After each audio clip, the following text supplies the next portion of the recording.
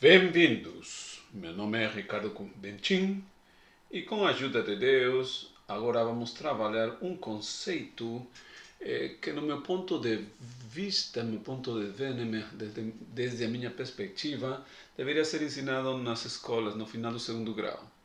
A derivada de polinômios e algumas coisinhas afins. Então vamos nesta útil ferramenta e fundamental ferramenta para o desenvolvimento das tecnologias e da ciência. Bora lá, o conceito de derivada. Primeiro, vamos ver o que a gente tem por limite. Uma forma fácil, tá? Vamos falar o seguinte, o limite da função f de x mais h, quando h tende a zero, é simplesmente colocar o zero, assim simplesmente entre aspas, né? Colocar h igual a zero, se aqui fica zero, então fica f de x. Esse seria em essência um conceito, não é a definição de limite, mas que ajuda um pouquinho, certo? Para dar uma introduçãozinha. Temos na matemática uma construção bastante formal no cálculo, na análise real, sobre o conceito de limite, a definição de limite. E é fundamental que esteja bem definido, porque sobre o limite que são construídas a derivada, a integral e todas as coisas que vão por trás dele, tá bom? Então, bom, já temos mais ou menos um conceito do que seria um limite. Então vamos ver aí, um exemplo para fixar. Por exemplo, se eu quero calcular o limite quando h vai para zero, h tende a zero, se chama aqui limite quando h tende a zero, de x mais h ao quadrado, então a função seria x ao quadrado, né? E aqui x ao quadrado, x mais h ao quadrado, colocamos h igual a zero, e aqui vai ficar então x ao quadrado. Pronto, né? Não é tão complicado, né? Vamos ver mais uma coisinha. Mais um exemplo. Se a gente coloca essa diferença, quando h vai para zero, de x mais h ao quadrado menos x ao quadrado, observe que se eu faço h zero, aqui vai dar x ao quadrado, menos x ao quadrado vai dar zero, certo? Então, é outra forma de ver. Mas por aqui a gente vê uma propriedade interessante do limite. Qual que é? Bom, primeiro que a linearidade, né? Ele é linear. Isso passa por aqui e esse limite entra aqui. Então, esse primeiro limite vai dar x ao quadrado menos, agora aqui teria o limite quando h tende a zero de x ao quadrado. Só que como não tem quadrado, não tem h aqui, esse x ao quadrado sai e é como se fosse o limite de uma constante. Tem outra propriedade interessante. Mas de um jeito ou do outro vai dar zero aqui, né? Da forma fácil como a gente vê, faz h igual a zero, vai ficar x quadrado menos x quadrado, que dá zero. Pronto, né? Então vamos ver como ficaria agora. Vamos aí colocar vocês para dançar um pouquinho. Vamos lá. A saideira, né? E esse limite? Como que fica, gente? Bom, fácil, né? Esse primeiro deu zero. E agora, ixi Maria, zero embaixo. Zero sobre zero.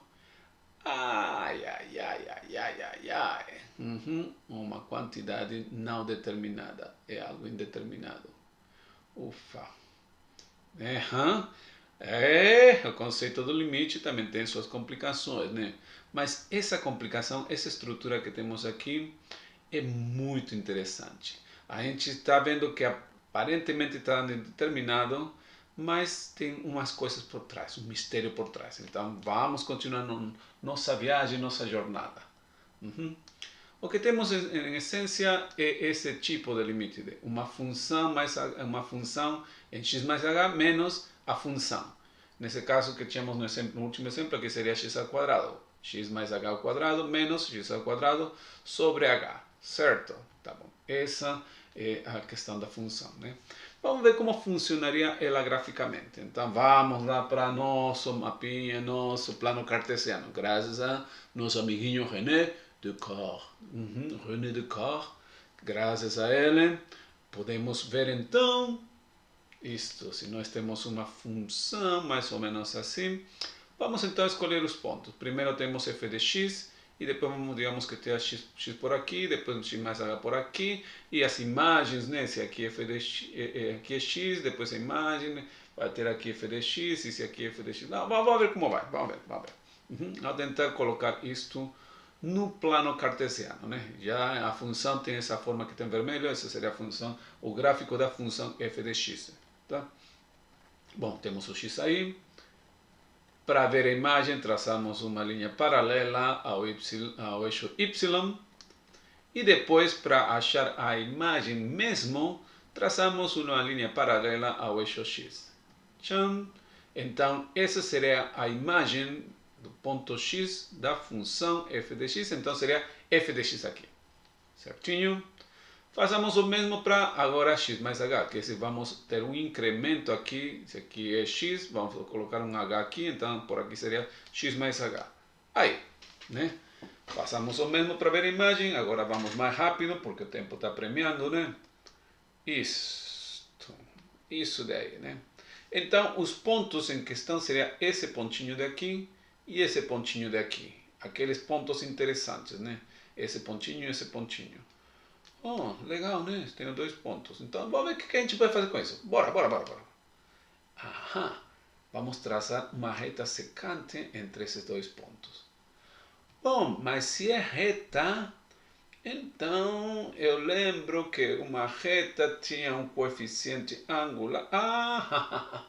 Por isso é bom estudar geometria analítica, né? E com seu professor favorito, o seu professor predileto, as coisas funcionam melhor ainda, né? Quem estuda vai triunfando, né? Vai sabendo o que uma reta é o coeficiente angular, né?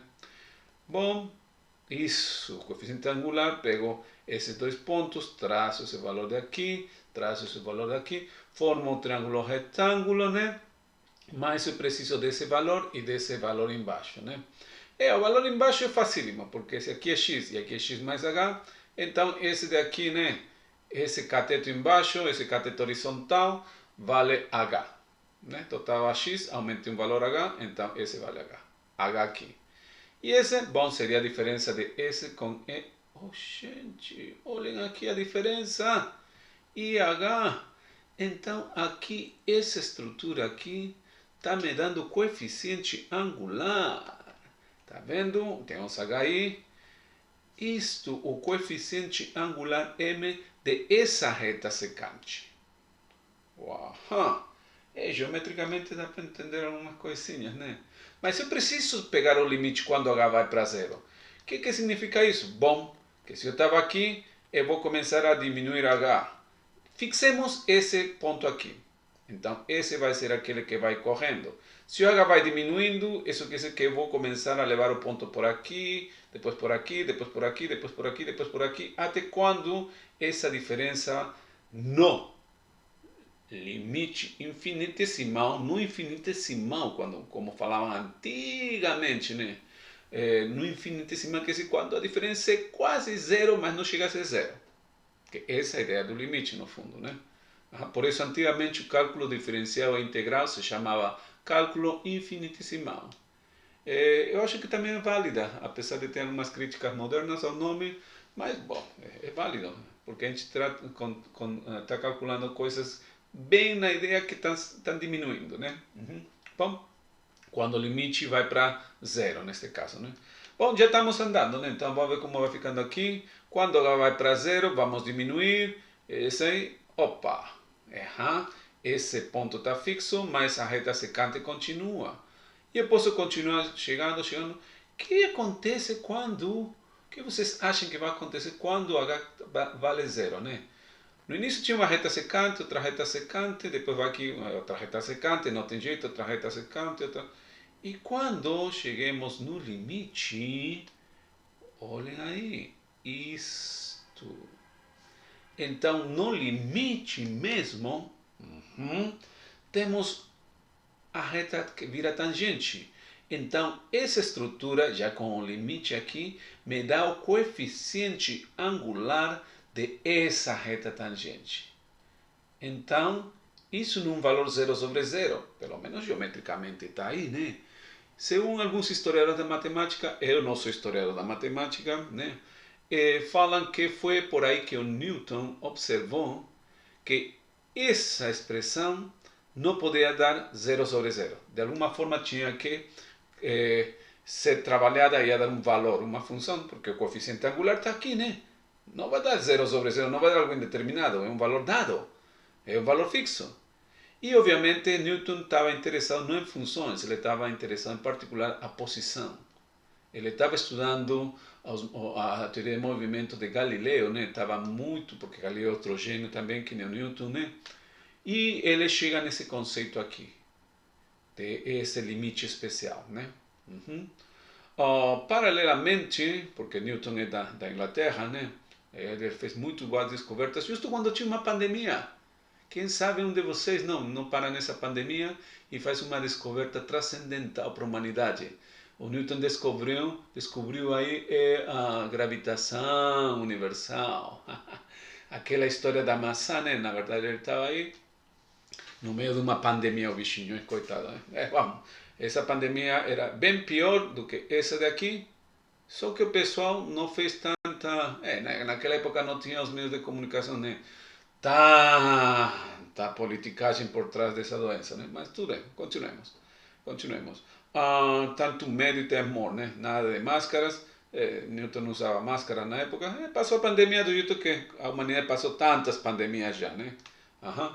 Bom, voltando aqui a essa questão daqui da reta tangente, só para não esquecer, porque Newton estava na Inglaterra, um pouquinho por aí, um pouquinho, quase nada falam os historiadores de matemática. Na Alemanha, Wilhelm Gottfried Leibniz, ele também chega na mesma expressão, só que agora ele calculando de um jeito de funções. Então vejamos que esse limite, convenamos que esse limite mudou a história da humanidade. E esse limite, digamos aqui, né? Vamos só para ver como a história, como foi trabalhado, né? Esse limite que nós tínhamos um probleminha aí, só para fechar e não deixar solto aquela incógnita, tá? Porque esse limite foi estudado tanto pelo Newton quanto pelo Leibniz. É bom, pelo binômio justamente de Newton, né? Newton generalizou isto, e daí vem a sua teoria do binômio de Newton, né? Aqui para grau 2, um binômio de grau 2, mas a expressão de Newton vale mais geral, né? De grau n, mas vamos pegar esse de grau 2 por enquanto, né? Bom, desenvolvemos quadrado de primeiro, mais duas vezes xh, né? Mais h ao quadrado, menos x ao quadrado. É isso daí, né? Vamos ver? Isso, né? Pelo binômio Newton, temos essa expressãozinha aqui. É ou não é? Uhum.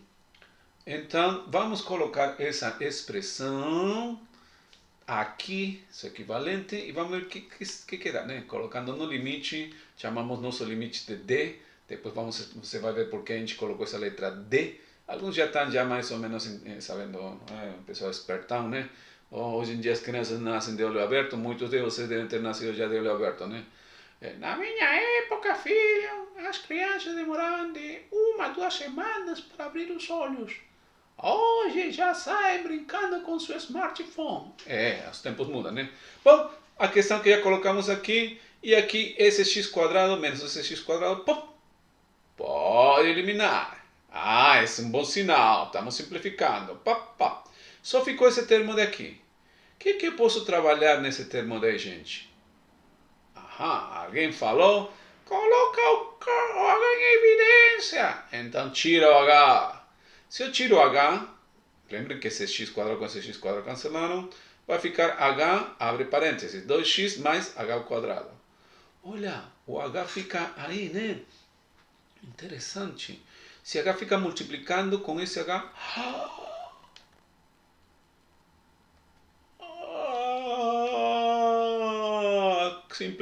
simplifica, né? Uau. Isso o pessoal depois chamou a remoção de indeterminação, porque se H vai para zero, aqui está o 0/0.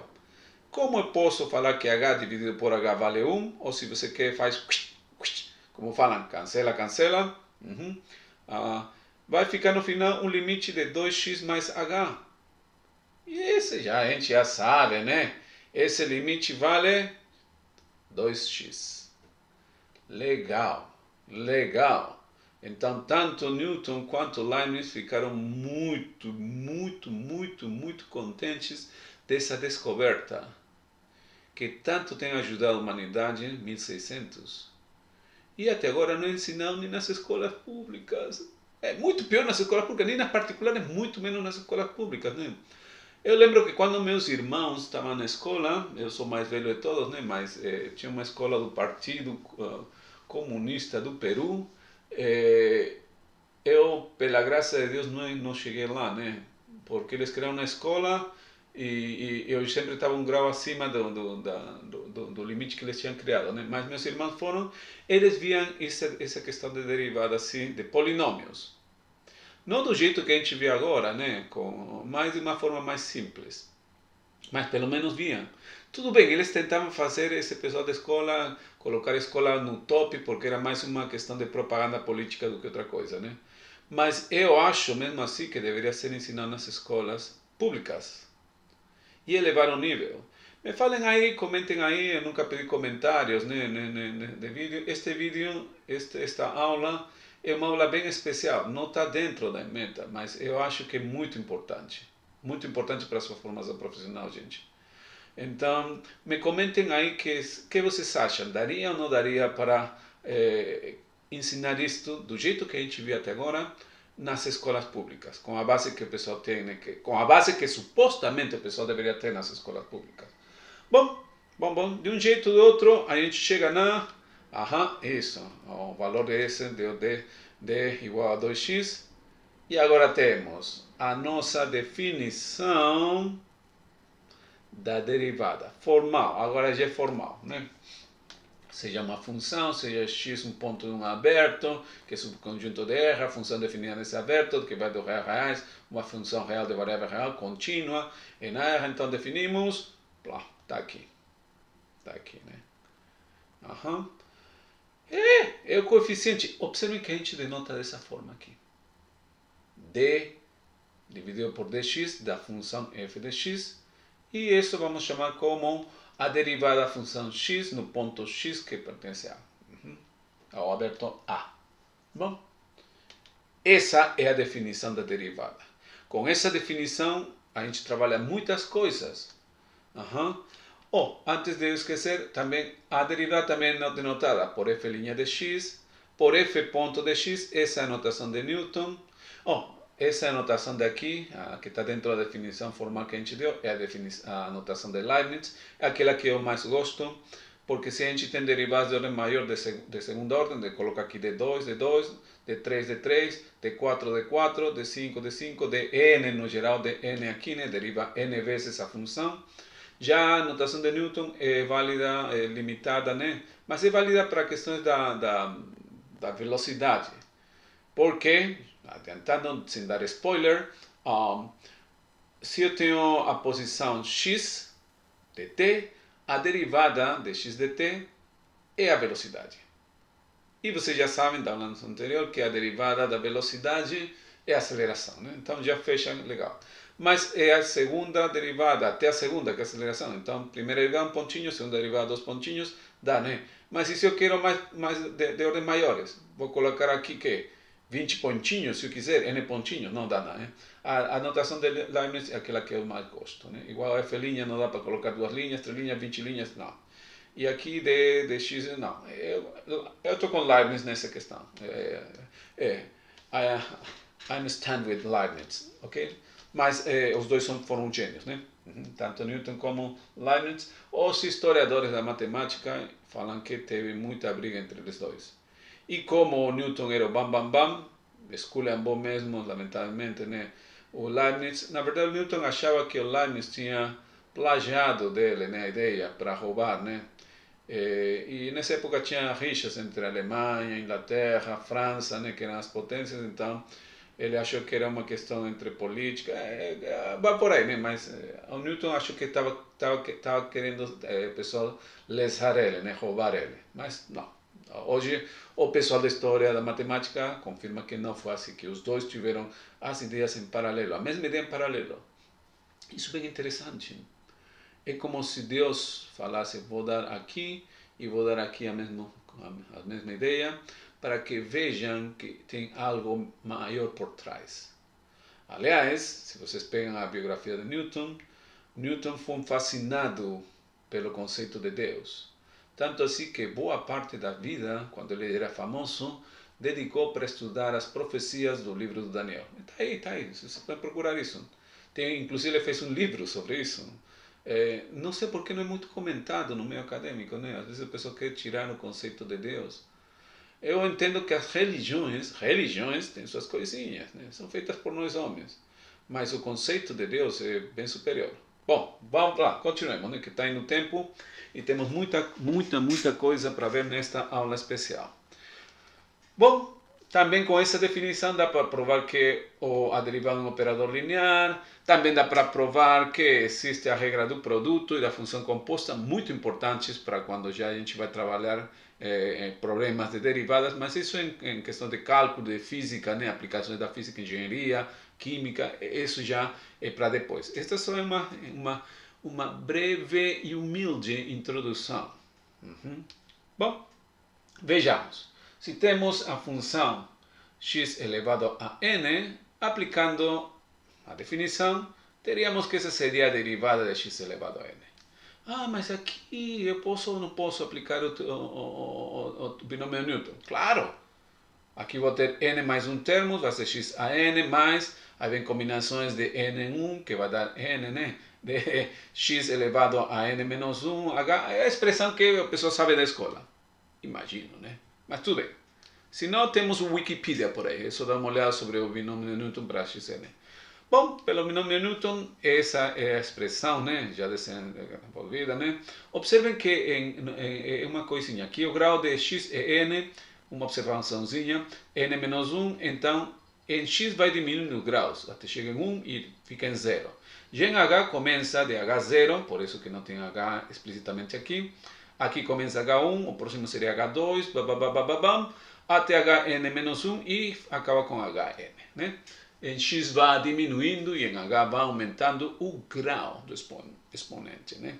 Bom, colocando isso aí em cima, a derivada então vai ficar, cresceu. Mas simplificou, observem aqui, nos extremos. Bom sinal. Quem já prestou atenção no exemplinho que a gente viu, que deu 2x, né? Aquele exemplo inicial, aquele exemplo que era um mistério, mas a gente já sabe que não é um mistério, não? Perceba que eu posso colocar em evidência h de todos esses de aqui, né? Aqui, se eu tiro h, vai ficar h a n menos 1. Aqui, se eu tiro h, vai ficar hn menos 2. Aqui, esse aqui vai ficar um h no anterior, né? Mas aqui vai ficar h a 0. Mas, bom, eu vou tirar o h porque isso faz com que eu remova a indeterminação. Isto. Então, esse primeiro termo não tem h. O resto tem h1, h2, aí vai crescendo, né? Até hn menos 2, h 0. Eu cancelo, vou remover a indeterminação, né? H sobre H vale 1. E quando eu aplico o limite, todos os que têm H, que são desse mais para aqui, zeram. Então, só sobrevive esse bichinho aqui, nx elevado a n mais 1. Quer dizer, a derivada, já aplicando o limite, deu isto. Isto, você já vê, está em um quadradinho mais bonito que os outros eram meio larguinhos, né? Aí sempre a gente tem que tentar melhorar, sobretudo porque tem uma estima muito especial pelo pessoal que estuda, né? Tem que ter um trato especial porque é a construção do futuro que está aqui. É verdade. Então eu decidi procurar como recortar isso para que fique mais ressaltado. Então, dê uma pausinha e anotem isso num papelzinho aí, né? Tá bom? Bom. Agora então, vamos ver outros casos, né? Por exemplo, já que é para um polinômio e falamos que como a derivada é um operador linear, então podemos derivar cada termo. Vou chamar esse daqui de f de x, esse também depois vou chamar f de x e esse vou chamar f de x. E vou ver os exponentes, né?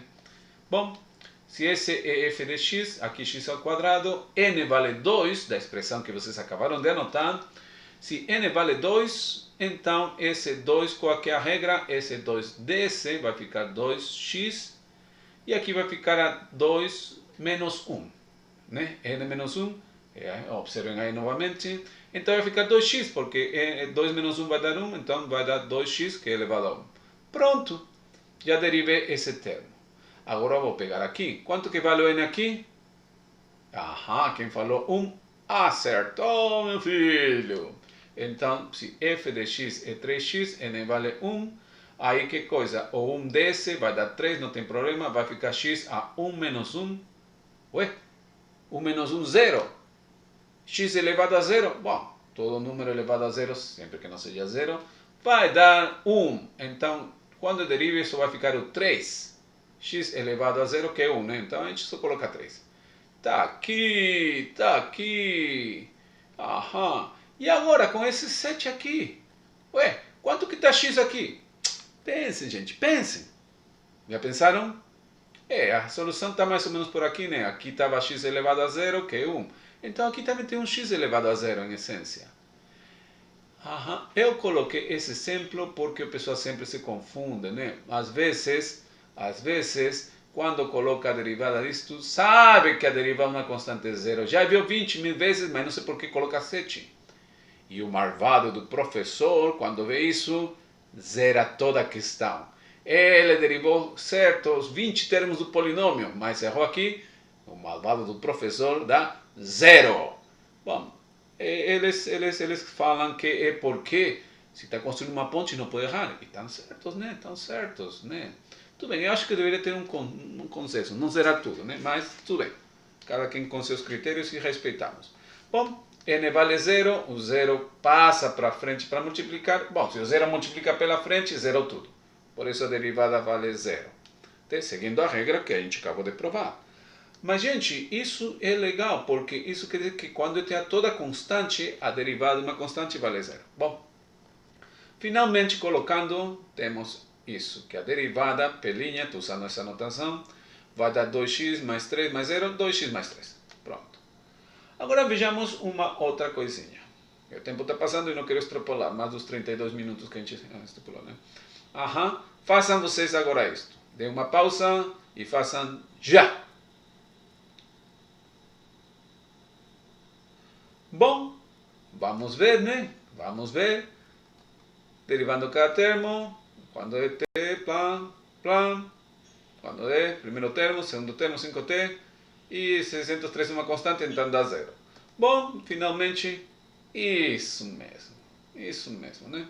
2t mais 5. Quer dizer, se isto representa a velocidade em uma dimensão, o que acabamos de calcular é a derivada, não é mais do que a...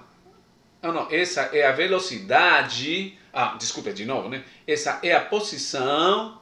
já dei spoiler. Se eu derivo, vou ter que coisa? A velocidade. Então, essa seria a velocidade aqui, né? Legal.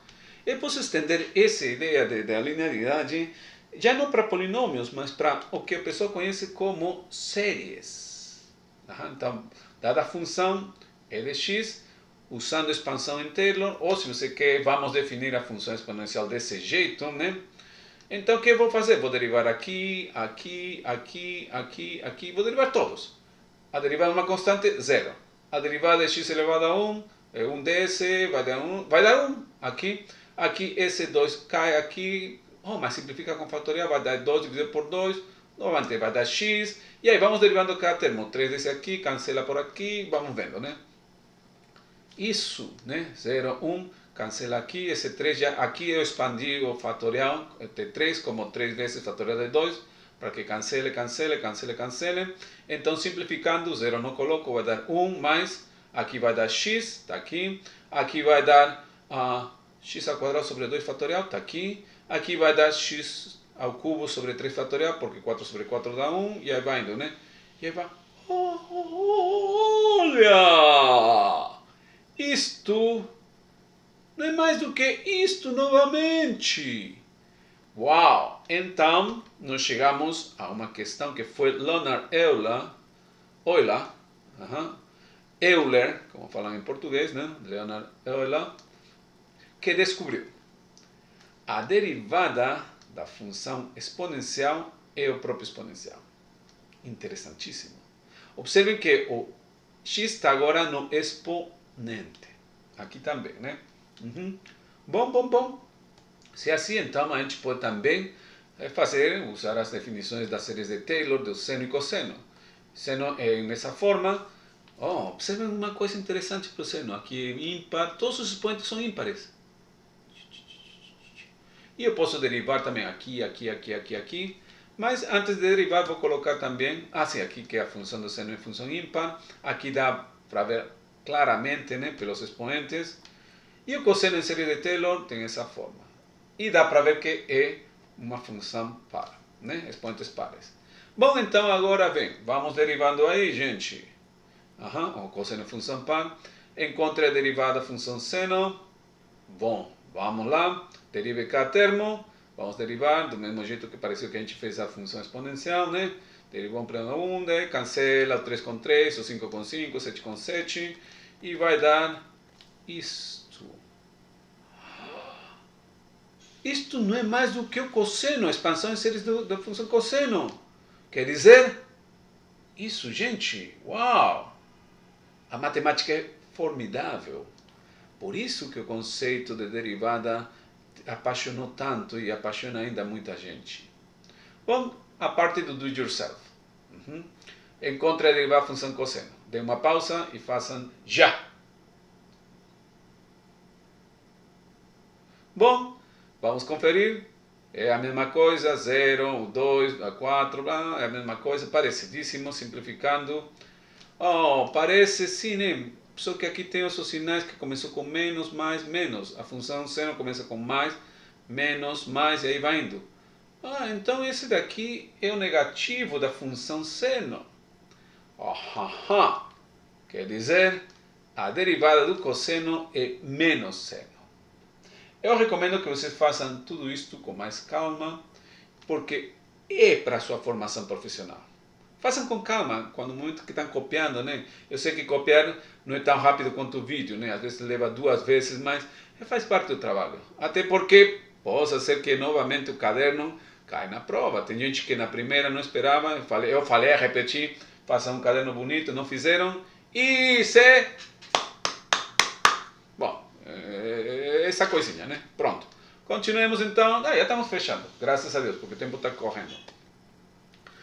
Considerações finais. Nossa definição de derivada, que está relacionada com o coeficiente angular da reta tangente, graficamente.